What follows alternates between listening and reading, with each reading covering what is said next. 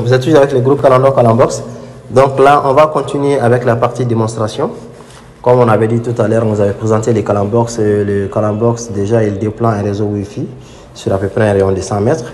Donc pour ça, c'est tout simple. On va dans les paramètres Wi-Fi du téléphone. Donc là, on affiche les réseaux Wi-Fi disponibles. Et là, actuellement, notre Calambox, il est en train de diffuser un Wi-Fi qui s'appelle Calambox Calendor.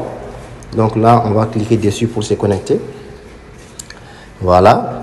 Donc là, on est effectivement connecté actuellement sur le Wi-Fi qui s'appelle Calambox Calendor.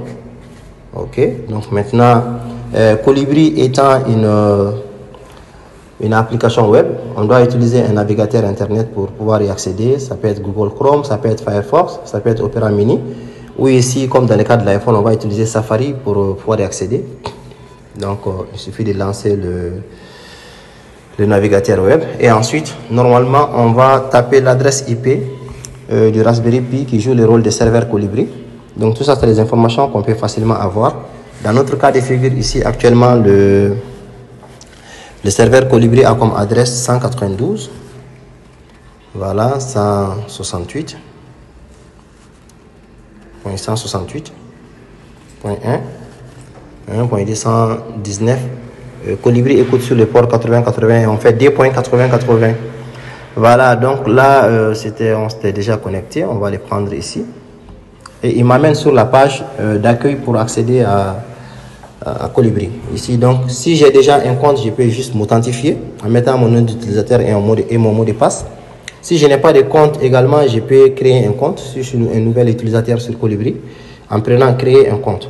Ayant déjà un compte, on va directement utiliser notre compte pour nous connecter. Donc le compte, il est là, c'est Calendar. On fait se connecter. Voilà, il nous demande les mots de passe qu'on va mettre également. Et voilà, donc là, on est effectivement connecté à Colibri. Ici, on a le menu qui se trouve en haut à gauche. On a établissement. Dans l'établissement, on a pas mal de paramètres. On a cours, on a utilisateur. Voilà, on voit les utilisateurs qui existent déjà sur le système. On peut en créer, on peut gérer les utilisateurs, etc. Voilà, on peut aussi, on a des informations sur les paramètres, les données. Et on a toujours également les cours où on peut également créer les salles de classe et gérer les salles de classe. Parce que Colibri peut être utilisé même dans le cadre d'un établissement. Donc là, on revient dans notre menu. On a appareil.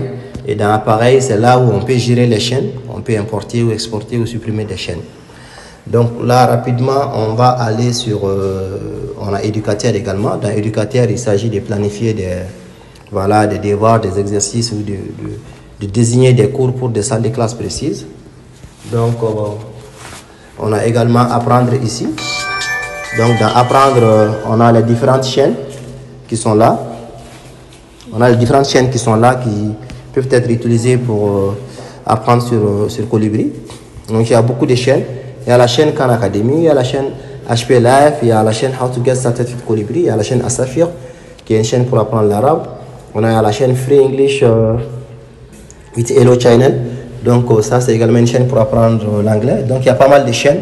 Et pour rappel, sur Colibri Studio, toutes les chaînes sont disponibles sur Colibri Studio en téléchargement libre. Il y a actuellement à peu près 115 chaînes qui portent sur des sujets, sur des langues vraiment. Il y a beaucoup de traductions qui ont été faites sur Colibri. Donc là, ici, en démo, on va juste vous présenter la chaîne Khan Academy, qui est une chaîne qui est consacrée à tout ce qui est matière scientifique qu'on apprend à l'école, maths, physique, chimie, biologie, astronomie et beaucoup d'autres domaines scientifiques. Donc ici, on a mathématiques, on a sciences, on a ressources. Par exemple, on peut aller à mathématiques, où on a, par exemple, les bases en calcul, par exemple. Par exemple, ça, c'est le niveau maternel pour apprendre aux enfants à compter. On peut rapidement les lancer. Voilà, on a compté le nombre de 0 à 120, dénombré des objets. On a comparé des petits nombres. On peut, par exemple, prendre compter. Voilà, la navigation est toute simple. Il suffit juste de cliquer. Voilà, et là, on va cliquer sur compter de 1 à 1. Il va nous faire une petite vidéo. On peut augmenter un peu le son.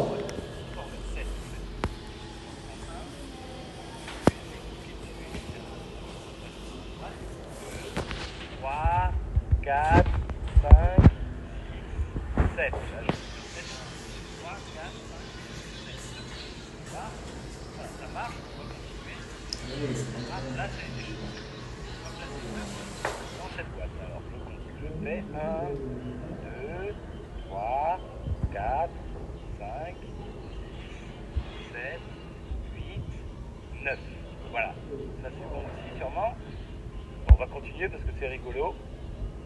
Alors, placer 3 requins dans la boîte. C'est encore plus facile que tout à l'heure parce que 3, c'est quand même plus petit.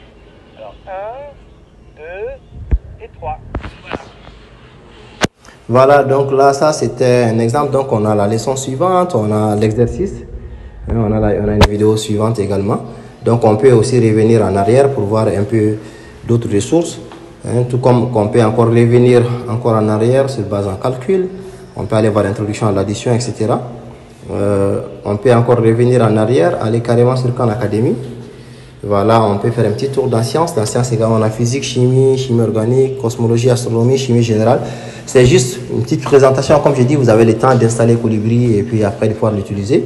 Donc, effectivement, qu'avec un Calambox comme ça qui peut permettre, même avec un mini Raspberry Pi, 30 connexions simultanées.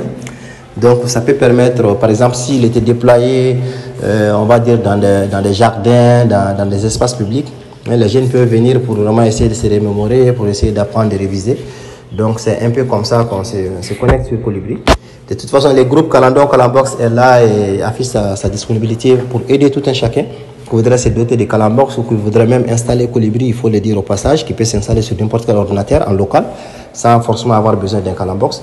Mais le Calambox peut être utile, par exemple, on sait que tout le monde n'a pas un ordinateur chez lui à la maison. Donc, on pouvait, par exemple, déployer des Calambox qui vont permettre aux gens de venir avec les téléphones, les smartphones, les tablettes, pour se connecter sur le Calambox et avoir accès au contenu de Colibri. Voilà, si vous voulez, peut-être on peut, juste pour terminer, on va encore revenir dans chaîne. Pour rapidement jeter un petit coup d'œil, par exemple, sur la chaîne Hello English. Ça, c'est une chaîne pour apprendre l'anglais. Donc, on a English Grammar. Juste pour vous dire que c'est pas seulement que les sciences. On a la première leçon qui est là. Voilà.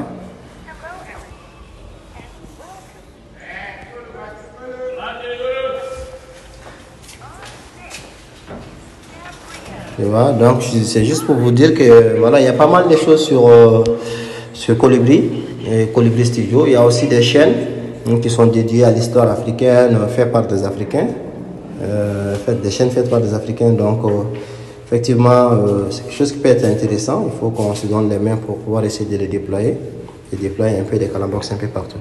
Voilà, donc ça c'était juste pour la présentation, pour vous montrer un peu comment ça marche. Ici, je peux me déconnecter pour revenir à l'accueil.